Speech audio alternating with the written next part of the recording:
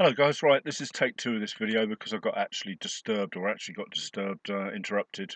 So I had wanted, this is my trade plan for this morning on pound related pairs. I made one of these charts for pound yen and I made one for pound US dollar. And I normally do this for a few charts. DAX would be one and gold probably one as well. So I'm going to clear all this rubbish down because I wanted to show you exactly what I do right from the start, and you'll notice this will look almost identical when we replicate these charts. So that's it. Delete all selected, and that one too, and that one too. Oops. So I am trying to simplify the way to approach your charts as much as possible so that you can trade with confidence. And apologies for all these lines on here, but as a scalper these are really important to me. And you don't necessarily have to replicate my charts. Oh, this wasn't on my chart either. So that's it. We're looking at a line chart with this is how I'd normally open my charts. I've added the dragon, the Sonic R dragon, to the chart because that is a worthwhile indicator to simplify things for you.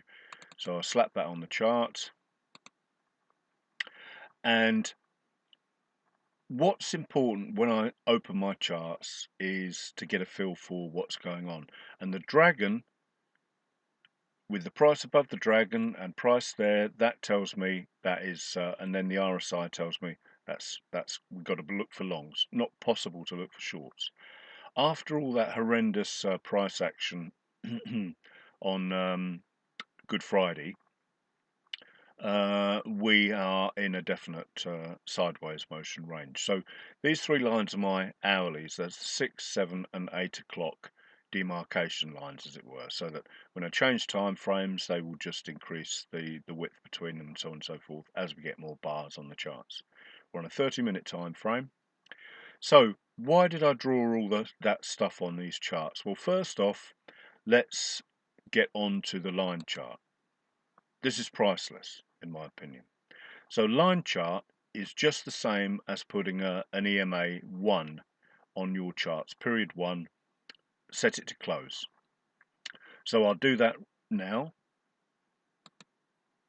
Insert, you can't see this, but trend, moving average, and I've already got it set up because I just put it on there, as you can see. So 1 exponential, set it to the close, and I'll set it to be thick so that we can clearly see what's going on. Okay, so that's all a line chart is. A line chart is a default thing you can use on your most charting packages I'm aware of. But if you haven't got it, then just stick the 1 EMA on there, as I said.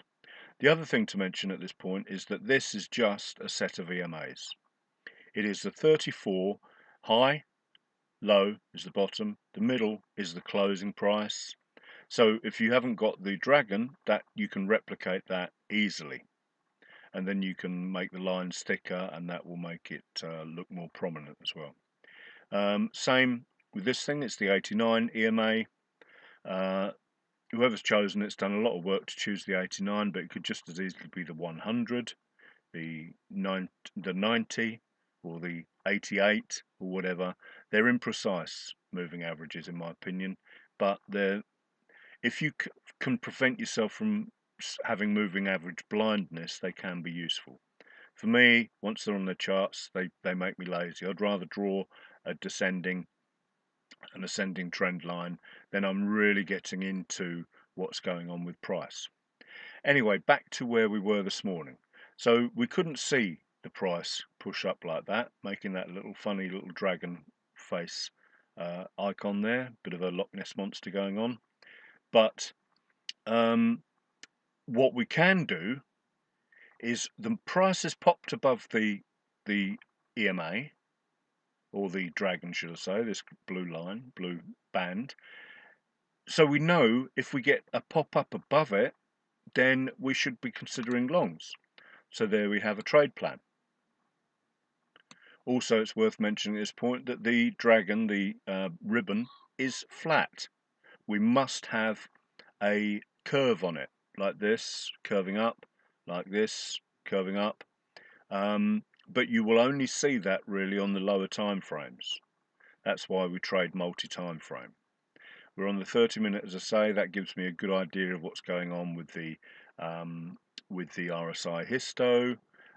You know, we can see the power has changed from shorting to long.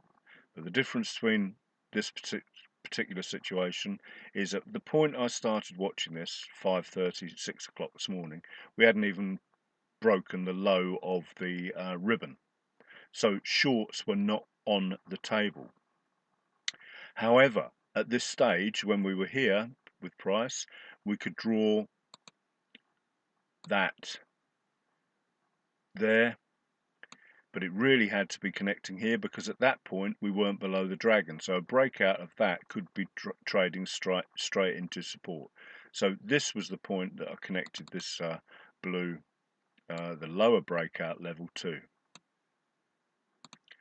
So in other words, we needed to break out below there with a strong curve on the dragon, and at this point, remember, but at this point we could actually change that line because we had broken below the, whoops, not the green one.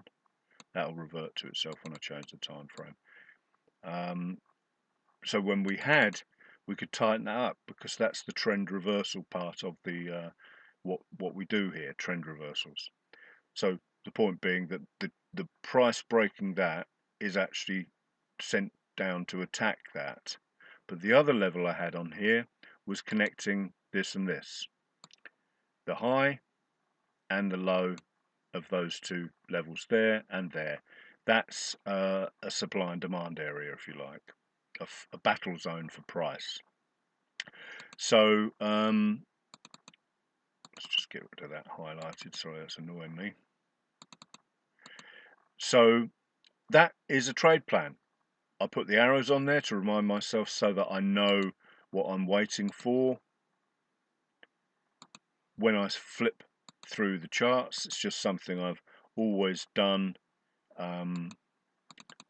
when really I'm just looking at one direction and I've got a level drawn on there just with the horizontal line.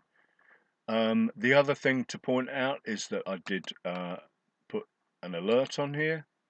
So above the price, so bearing in mind price was around here. So when it's approaching the top of that blue line there, I want it to let me know, and so I'm ready to take the trade. Same for the downside as well. Slap an alert on there, there it is there, just drag it to the level you want, above the blue level so that I'm alerted to price approaching it. The 3CR alerts do the job as well, but if you haven't got the 3CR for whatever reason, that's how alerts work. So it was always worth doing that as well. Belt and braces. Sorry, I've got alerts going on all over the place. So, excuse me. The other thing I drew on there, really for the purposes, I knew I was going to slap a few charts up on Twitter. I thought I'd, rather than make a video, but I'm having a coffee, is I want to see, remind myself that I want to see the dragon sloping upwards, and to remind myself I need to see the dragon sloping downwards in order to attack that level with the shorts. Long targets would be the well, when you're down here, but you need to break that level, then you're trading straight up to the distance between there, the top of the blue line, and there potentially, and there. But one thing to remember when you're trading in the busier period, once it's decided the direction, it's highly likely it's going to go and blast, because they've been building up the positions, building up the discounted orders to go long with all this movement down. You can see it on the candlesticks clearer. All that is building a position, especially with all those tails on there. But hindsight is a beautiful thing. At this point, you don't know whether they're building a position discounted short positions, pushing the price higher so they get a better price, entry price to take it short. That's why we draw these lines, that's why we study the dragon. So you've got a trade plan on your charts there. Long if it breaks that high there, short if it breaks this whole area here. And as you can see, the original area was lower, wasn't it? But that's the critical point there. You can see it clearer on the candlestick chart now, that when price popped up it could easily pull down, and we would be looking for an entry that then we could connect a descending trend line like that, because we would have entered somewhere around here, and this would have been a high, low, lower, high, lower, low scenario. That's how it works. It's simple as that. So that's why I use trend lines on here. You know, the 3CR is just a tool to add confirmation to your trades, and I find it extremely valuable. You know, I've traded with it for years. I'm trying to simplify things for you by putting this dragon onto the chart. So if it doesn't help, so be it. Just stick with the 3CRs and the RSI. If it does help and make a light bulb eureka moment go for you, then all the better. But this is important. For me, I love this strategy. Just drawing the lines, let the dragon do its stuff. And if we go on to the lower time frames now, we can see how the curve actually starts to happen. There, we've got, you know, clear indication that we're looking to get in long. Breaks the level. That's the 15-minute, remember. At no point would you even think about trying to get short. It's turned down here, and we've got this break through the low of the dragon. Great, there's the break through the high of the dragon that we saw on the 30-minute. 5-minute chart. Let's go back to the 15. Sorry, there was something on there. You've also got the RSI, remember. That's the push down, that's the pullback, that's the continuation. But in this instance, don't get too caught up in the minutiae. That is not a pullback on a short. You know, some scalpers would take 2 or 3 pips out of that, or whatever that move was, 15 pips. I don't know. Let's say there. Yeah, 12 pips. That was tradable, especially as we got the RSI bust, pullback, break and close trigger there. There was a good scalp there. Nothing wrong with that. You'd drawn an ascending trend line, and you might have used the 1 minute to get in there. But as we can see, this is really looking like a dragon now. As you can see, over this side of the charts on the 15-minute, we've got the push up off of this. This is a classic dump and then pump move. We talk about it a lot. 2B reversal pattern, and you know, looking at the charts, the power, you can see the power has come into the long side anyway. That's the dump area, and here's the power up to the long side again. Looks like it's going to carry on up, but we never think what it might do. We trade what the charts are telling us. So back to the 5-minute and back to this area here. At this point, you know, we've got our blue line, we've got a descending trend line, we've got that dump that we see so often at the Frankfurt Open. That's what the pink dotted line is.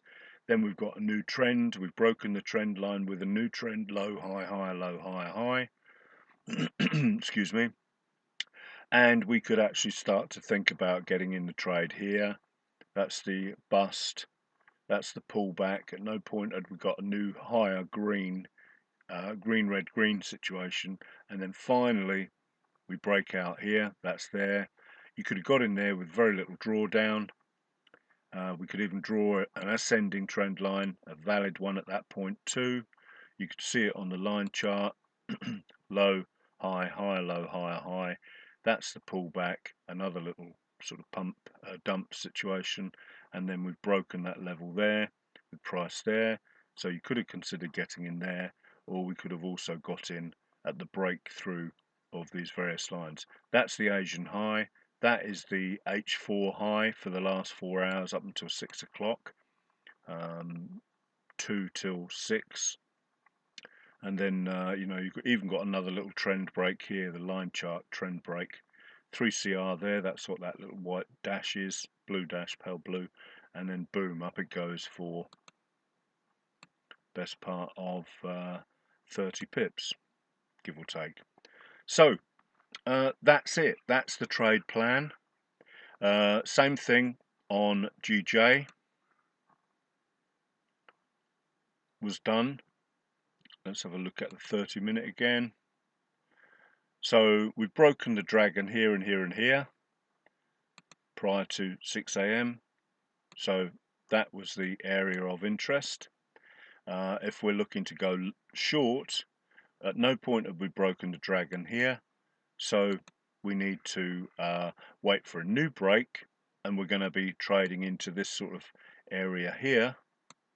So a pop below the dragon there, a pullback, a continuation. So you'd be anticipating, the alternative is to wait for a big breakdown here, pullback, continuation down to these levels here. So easy to draw them on too.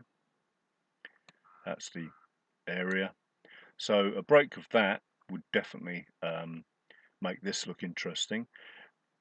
When you're struggling with these levels because of these big areas, long was always going to be the exciting part for getting a good scalp in this period. Short would have popped down there, pulled back, and then you would have potentially got into the trade there. When you're struggling with these areas, the higher the time frame, the more powerful the area is.